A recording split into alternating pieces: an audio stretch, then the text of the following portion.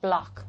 Thousands hit the streets in Niger, Burkina Faso and Mali to back their junta regime's withdrawal from the West African bloc. In Niger, marches led by military regime members were held in the capital of Niamey. Hundreds chanted slogans against French President Emmanuel Macron. A new chapter is unfolding in West Africa, a shift that could redefine power, security, and influence in the region. For years, the Economic Community of West African States, ECOWAS, stood as the dominant force, binding nations together under a single framework. But cracks have formed. A different path is emerging. And now Togo has made a decision that could change everything. This is not just another policy move. It's a statement, a realignment of alliances, a deliberate step toward a future that challenges the status quo. Burkina Faso, Mali, and Niger have already walked this road. In January 2025, they turned their backs on ECOWAS and forged their path, the Alliance of Sahel States, or AES. It was a bold act of defiance, a rejection of external control. And now, Togo is preparing to follow in their footsteps. But why? Why would a coastal nation, traditionally seen as stable and distant from the conflicts of the Sahel, willingly step into a new bloc? What does Togo stand to gain? And what does its decision mean for the fragile balance of power in West Africa? Let's find out.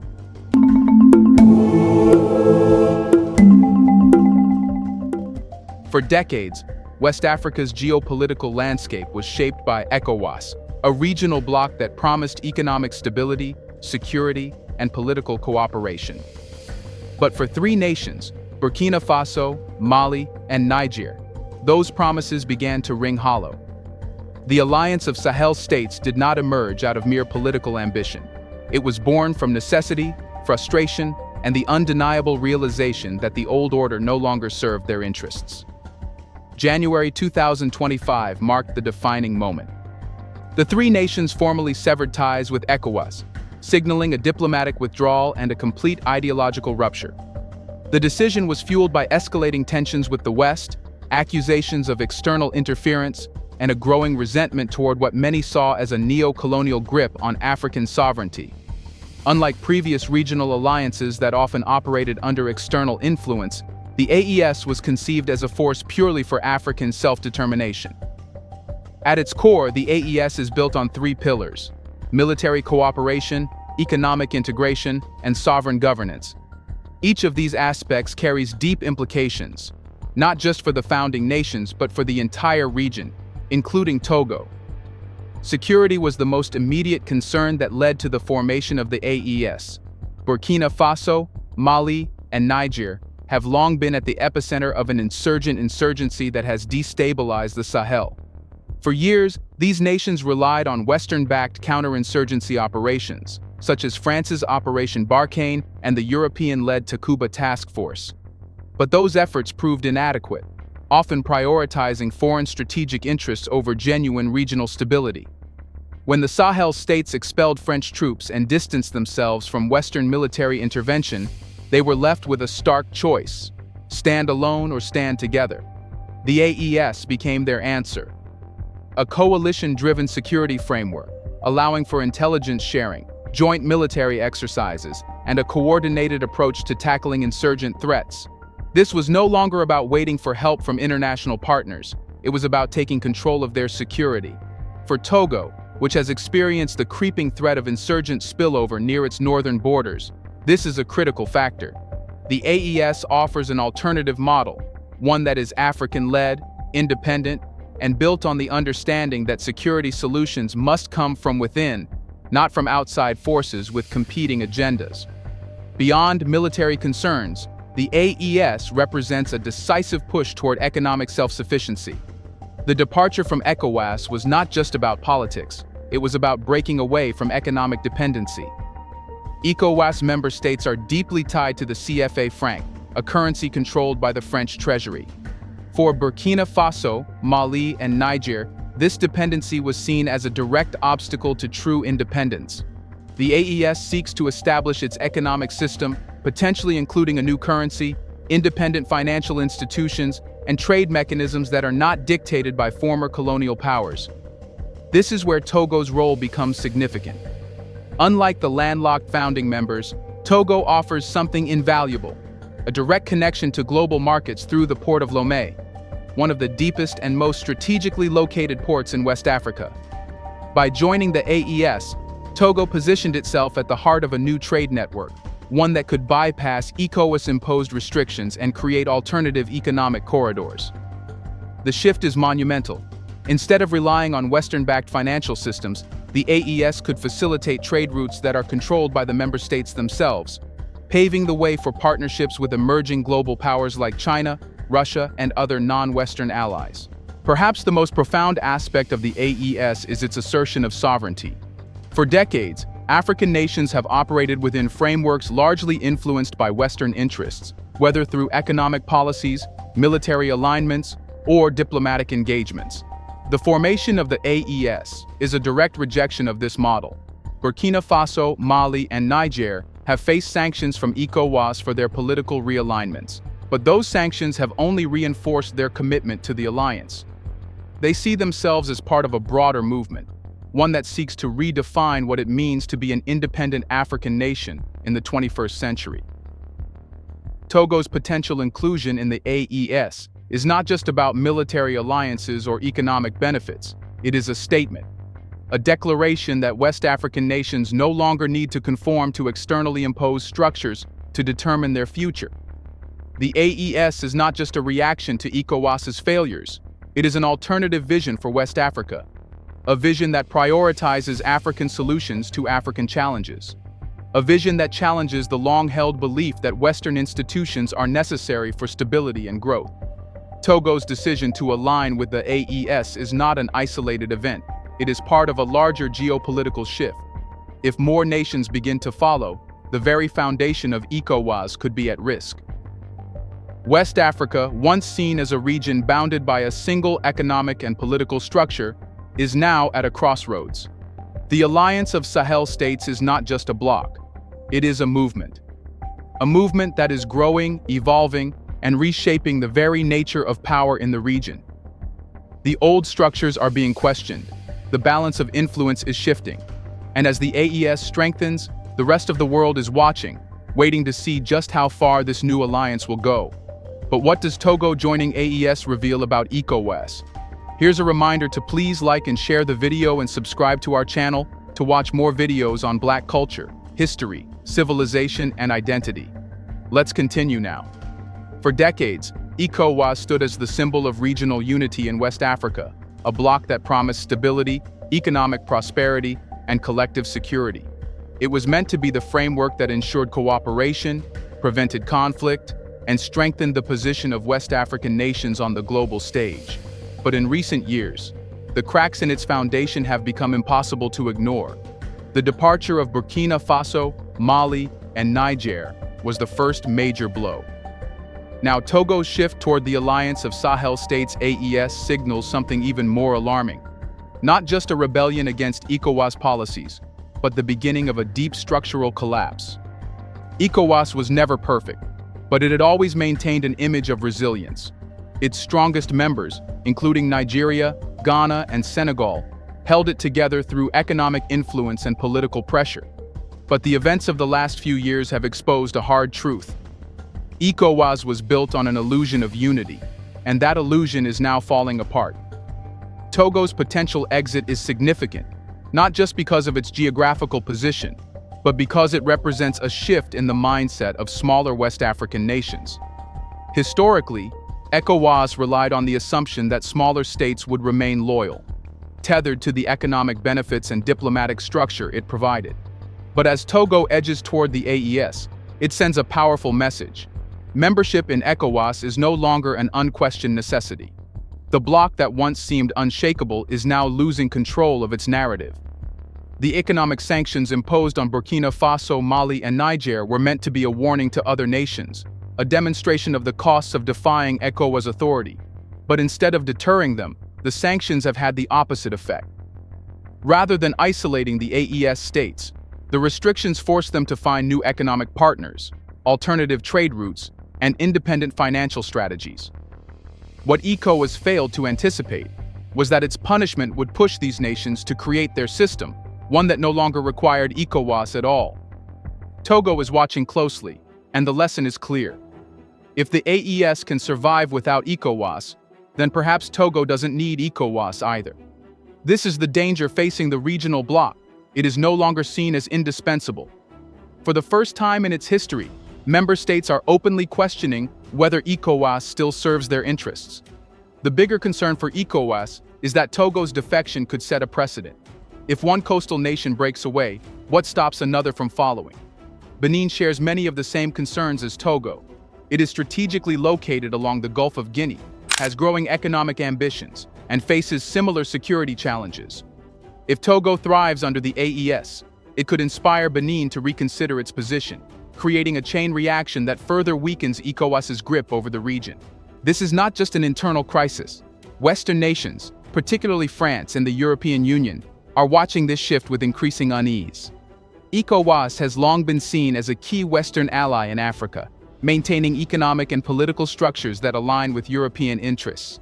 But the rise of the AES is threatening that dominance, offering a new model that does not rely on Western approval. If more countries begin to drift toward the AES, the carefully constructed influence that Europe and the US have maintained over West Africa could start to unravel. This is why the stakes for ECOWAS are higher than ever. The organization is now faced with a painful dilemma: crack down harder on defecting members, or attempt to reform itself before it collapses entirely. Neither option is simple. If ECOWAS chooses the path of further economic sanctions, it risks pushing even more nations toward the AES, accelerating its decline. But if it attempts to negotiate and adapt to this new reality, it would be forced to acknowledge its weakening authority. Either way, ECOWAS is now in a position where it no longer controls the pace of change. Others do. Togo's shift is a wake-up call. It is a sign that the region is no longer willing to move in a single direction, dictated by old agreements and outdated alliances. The political landscape of West Africa is evolving, and ECOWAS must either evolve with it or risk becoming a relic of the past. The balance of power is shifting, and what happens next will determine the future of the region. The question is not just whether ECOWAS will survive, but whether it will still matter. Now the question is, what does this move mean for Africa? For decades, West Africa's political alliances were shaped not just by regional interests, but by the influence of global powers. France, the European Union, the United States, and international financial institutions all played a role in molding the continent's economic and security structures.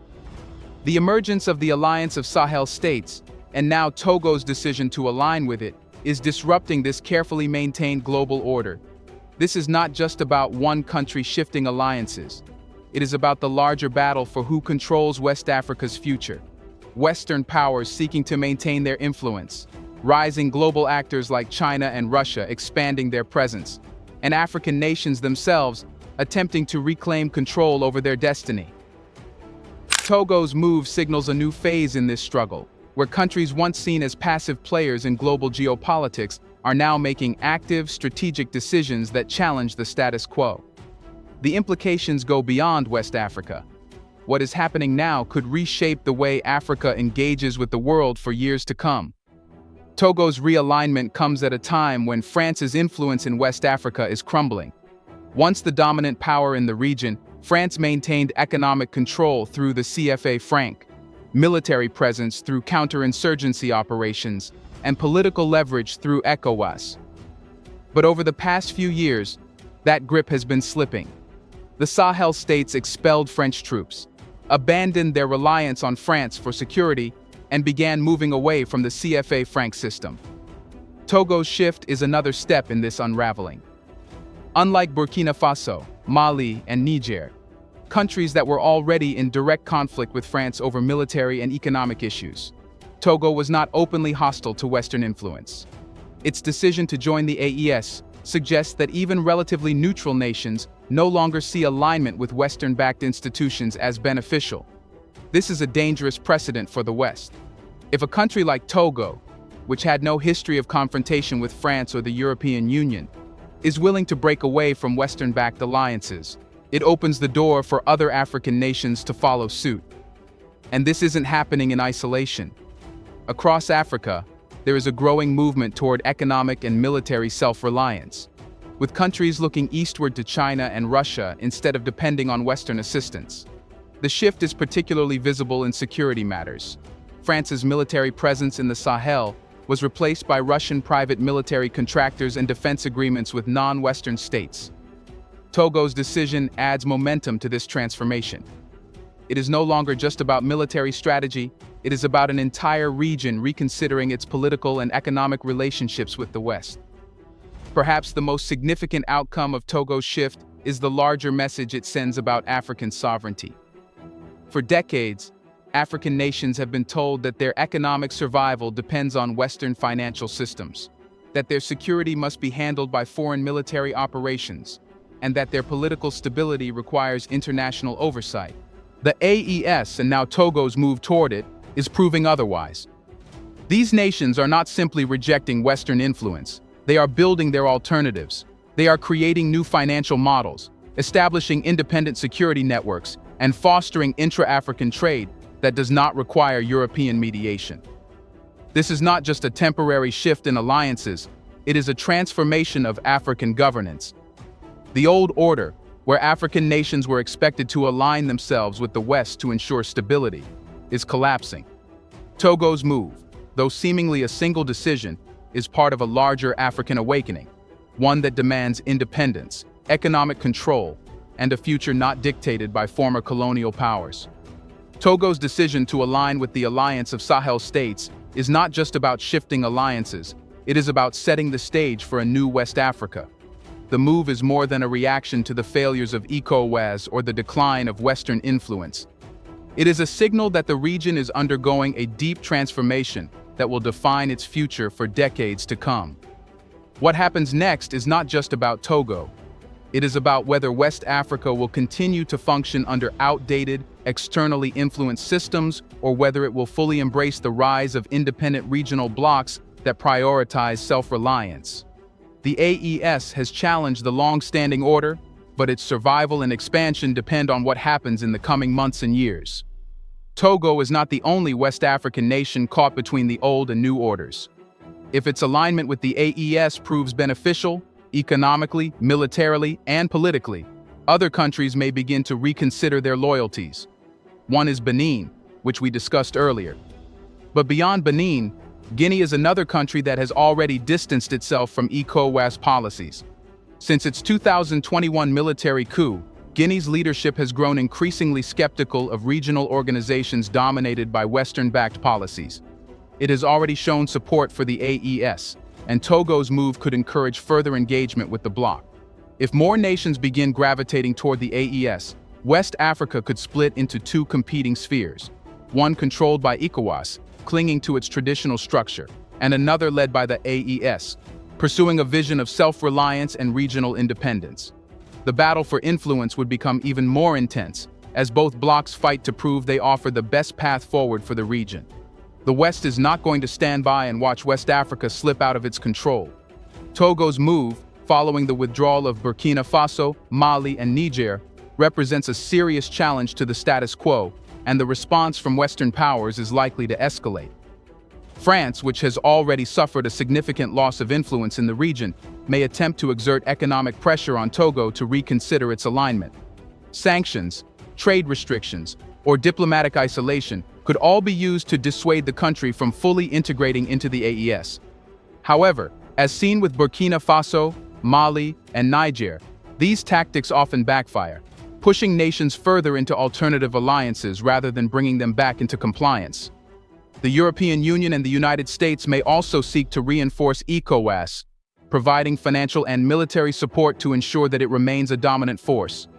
The goal would be to prevent further fragmentation and to contain the influence of AES states. But whether ECOWAS still can maintain its control is another question entirely. In the broader global context, the real winners in this shift could be China and Russia, both of whom have been expanding their engagement in Africa. China's economic partnerships and infrastructure projects could become increasingly attractive to AES nations looking for alternatives to Western investment. Meanwhile, Russia's security alliances could expand further. providing AES members with military support that does not come with the political strings attached by Western governments. Togo's move accelerates a much larger power struggle, one that goes beyond West Africa and into the realm of global geopolitics.